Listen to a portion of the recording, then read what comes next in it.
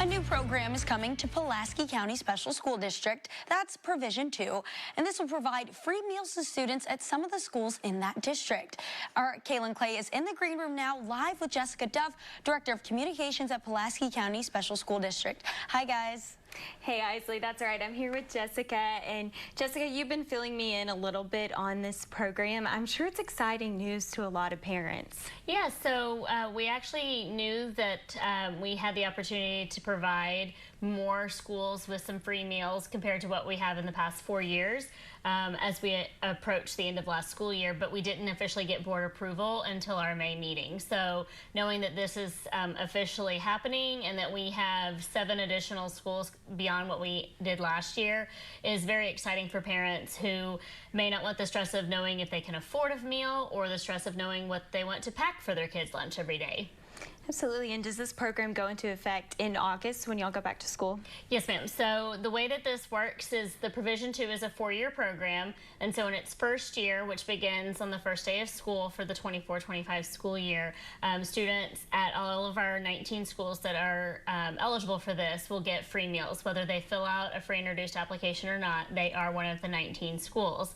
Now in the subsequent 3 years, in order for that school to maintain its Provision 2 status, we do have to have a certain number of those free and reduced applications filled out. So it's imperative that parents still complete the free and reduced application, even if they don't think they may qualify for any of it, in order for those students to continue to get the free breakfast and the free lunch every day for the next 4 years. And where can they go to find those applications? So the applications are located on every school website, but also the district website. On the main website, there's even a quick button that says free and reduced application. They click that, and it's a landing page that will have information about what the application offers. One thing that I don't think a lot of people understand is that the free and reduced lunch application isn't just for a free meal to find out if they qualify. There's all kinds of benefits that can come with filling it out. Schools get money just for completed applications. If you qualify for any level, there might be community programs that you're eligible for free. And some of the older crowds may even qualify for free testing prep for ACT. Awesome. I know when I was in school, we were a school district where every student got a free or reduced lunch. And so that was such a huge blessing to people that attended schools. Of course, it reduced this financial burden. So why is this needed in your schools? Well, we have several schools that are in that same kind of situation where you have that burden, that stress of knowing if they can afford for meals. Our student nutrition debt is always been in the red because we have a lot of families who just can't afford, and sometimes those meals at school are the only meals the student gets for the day. So it's imperative that we have that opportunity to provide some nutritious options for our students and kind of lessen that burden on the families, but also make sure that that child feels like they're in a safe place. When they go into the cafeteria, they don't have to worry that they don't have a brown bag lunch like the rest of their classmates. They can walk straight up to the cafeteria line, pick what they want for their tray, and go sit down and know that they're getting a healthy meal and there's no burden to themselves or their family. That's awesome. And that's happening in 19 of your schools. So why those 19? So the 19 schools are selected based on kind of some historical data of how many free and reduced application they've had in the past. So if our nutrition director analyzed all of the schools and looked at the last probably 10 years of application percentages that we've had turned in by student population.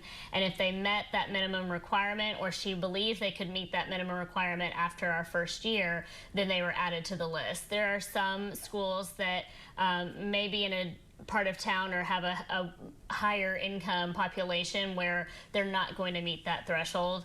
So they just were not included on the list. We would love to have all 25 schools be able to offer that, but unfortunately that's just not something that's offered with USDA or with local legislation right now. So we're doing what we can with what is available, and this Provision 2 is the perfect solution right now. And is there anything else you'd like for our Kansans and parents also to know about this program? I think the biggest thing is to know that we're doing everything we can to make sure we put a healthy meal in front of a child. We want those kids to know that a well-fed brain is going to mean a good working brain in the classroom. So if we can give them that opportunity with delicious breakfast in the morning and a healthy lunch in the middle of the day, then we're going to make sure that happens. And it can completely change their life, completely change their view of school. Yes. That's awesome. Definitely. And we do have, right now throughout the summer, our summer meal box pickup. So we do have a 5-day meal box every Thursday morning from 7 a.m. to 11 a.m. that they can pick up at 2 locations, Mills High School or Cato Elementary. And that's 5 days of breakfast, lunch, and snacks that you can come by and pick up. The only qualifier is that you have a child ages 2 to 18 in your home. Jessica, thank you so much for joining us here You're on Art welcome. Today and sharing this information. No problem. We appreciate your time. No problem. Well, coming up after the break, stay tuned for more Little Rock Arc.